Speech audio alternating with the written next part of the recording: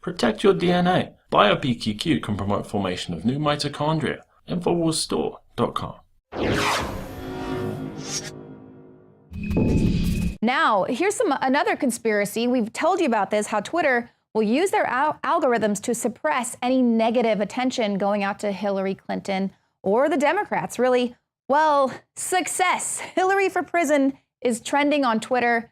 I repeat, Hillary for prison trending on Twitter after the FBI announced that they were going to be reopening the Clinton investigation. And their algorithm was bypassed thanks to some creative patriots who did a little misspelling there on the tag. And that was how they were able to break through the censorship. They just added one extra I. And so that small change worked, because as soon as they kind of tweaked it a little, it vaulted to the top of Twitter's trending section, reaching over 40,000 tweets. Of course, you reach out to Twitter and they had no comment on their whole algorithms and the way they work. But we've exposed this before. They're obviously compromised. But you might have your wish for Hillary for prison. If she is charged with obstruction of justice, she could go to prison for 20 years. Now, Michael Snyder covers this on the Economic Collapse blog. He says really no one's talking about this obstruction of justice. A lot of people are just focusing on the fact that the investigation is into the mishandling of classified information, classified documents. But if the FBI discovers that Clinton altered, destroyed, or concealed any emails that should have been turned over to the FBI during this original investigation, she could be charged with obstruction of justice. If found guilty, obviously her political career would be immediately ended, but could send her to prison for the rest of her life. So there you go. The hammer is coming down on Hillary Clinton. And in fact, that's what a lot of pollsters are saying as well, that this could be it. This could be it for her. The latest Rasmussen poll says 40% of Clinton-leaning voters say that they could change their minds. Now, this poll was partly conducted after the FBI's announcement on Friday. And so this is showing that even a lot of people who were thinking they were going to vote for Hillary Clinton aren't sure now. 86% of Americans are now sure of how they will vote. 40% of Hillary Clinton's supporters remain unconvinced, though. So, and then another pollster, this is a former Jimmy Carter pollster, Pat Caddell.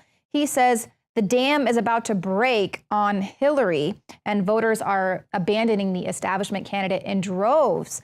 I mean, how many scandals can happen to this woman before her supporters jump ship? Pat Caddell says she's hemorrhaging support as a result of this FBI announcement. And he likens this particular election to the 1980 presidential race, which was close right up until the final days before the electorate abandoned Carter and rallied around the anti-establishment candidate.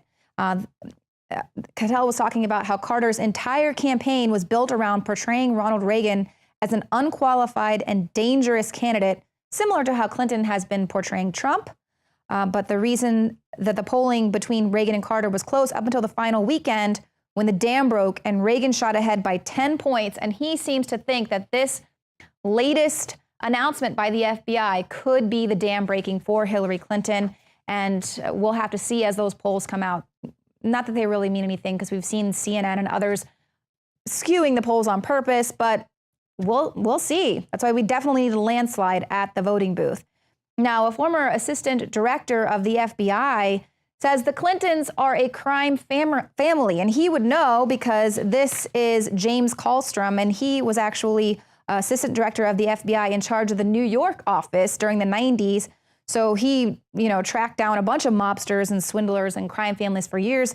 So he says the Clintons, that's a crime family, basically. It's like organized crime. I mean, the Clinton Foundation is a cesspool. God forbid we put someone like that in the White House. So this is a former assistant FBI director, 27 years. He's a veteran of the FBI. And this is what he thinks about Hillary Clinton and her Clinton Foundation. Totally scandalous, which is why we're probably seeing a mutiny within the FBI, which is probably what has caused James Comey to come out and try to get ahead of the scandals breaking, because we're hearing rumblings. People within the FBI were very discouraged with James Comey's decision to not pursue charges.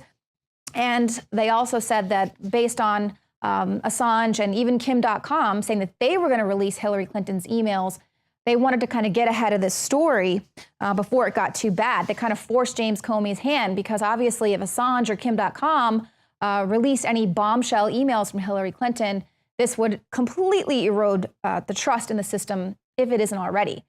But now there's a new report about the Department of Justice repeatedly trying to kill the FBI's investigation into the Clinton Foundation. So these are senior level Justice Department officials. They push back heavily on an ongoing FBI investigation of the Clinton Foundation. This is according to the Wall Street Journal. They laid out numerous examples based on law enforcement sources of how these DOJ officials intervened. Now, you'll recall the CNN said, oh, they tabled that investigation. The Clinton Foundation is perfectly squeaky clean. But in fact, that is not true. And this report by the Daily Caller is pointing out how they were reporting in August that the FBI and several U.S. attorneys' offices were conducting an unorthodox joint investigation into the Clinton Foundation. And a lot of those senior level officials were really ticked that they would dare go behind the back of the Department of Justice and continue on with their investigation, even though they tried to stymie it. Now, these are prosecutors with the U.S. Attorney's Office in the Eastern District of New York. This is where Loretta Lynch led before taking over as the Attorney General last year.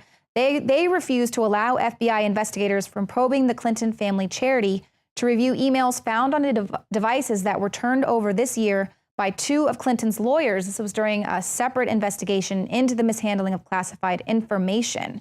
So they were saying that the rationale there was that these devices were covered by partial immunity and limited use agreements that the Clinton lawyers agreed to with the DOJ. And now there's also reports that Cheryl Mills, half the reason why she offered to become Hillary Clinton's counsel is because then that would grant her that attorney-client privilege. I mean, just total corruption, covering up for one another in every single way. And now we see the Department of Justice repeatedly trying to kill the FBI investigation. Of course, we see Loretta Lynch meeting on the plane with Bill Clinton, secretly there on the tarmac for about a half an hour. And then just a few days later, the FBI abruptly says, nothing to see here, Hillary Clinton, totally innocent.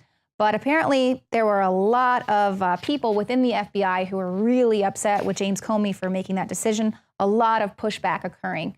And now what they're saying, of course, is that these emails that they found on a device shared by Huma Abedin and her husband, Anthony Weiner, are what is causing James Comey to now speak out just days before the election. Well, Kit Daniels has a story up. I mean, this is just to underscore how not good these people are for the national security of this country. Hackers likely stole Hillary Clinton's classified documents that were kept on Huma Abedin's email account. 500 million Yahoo users were hacked in 2014. Huma Abedin used her real name as her username. So any state-sponsored hackers would be interested in what she had to share. Well, former prosecutor in DOJ had Loretta Lynch. She can't handle any questions asked of her. She's pleading the fifth regarding the president's cash payment to Iran. This is coming after Senator Marco Rubio and Representative Mike Pompeo earlier this month asked her a few questions about the details of this cash payment.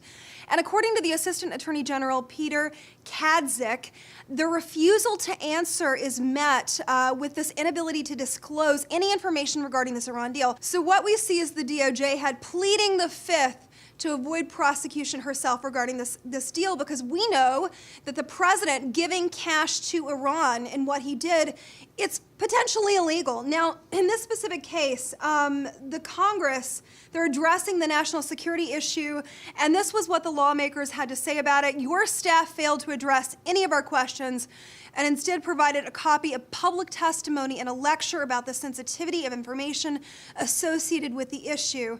Now, as the U.S. Chief Law Enforcement Officer, it's outrageous that you would essentially plead the fifth and refuse to respond to our inquiries.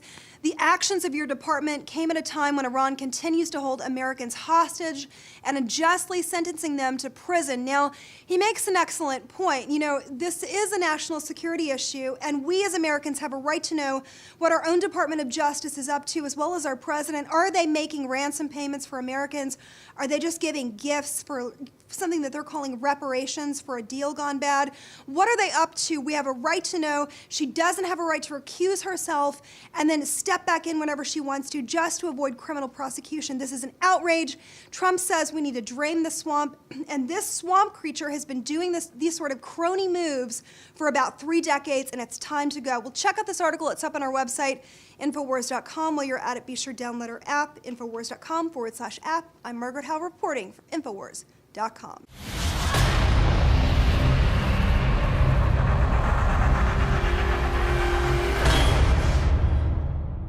Ladies and gentlemen, I've been on this the last few months. You probably noticed I've been more crazed, more focused, less brain fog, more energy, more special reports, and it's because of Brain Force. We kept changing this formula over and over and over again until it became sort of a grand puzzle. This just increases the compounds you already have. This is what you're actually designed to run on. You will find Brain Force, Survival Shield X2, and other game-changing products at InfoWarsLife.com or call 888-253-3139.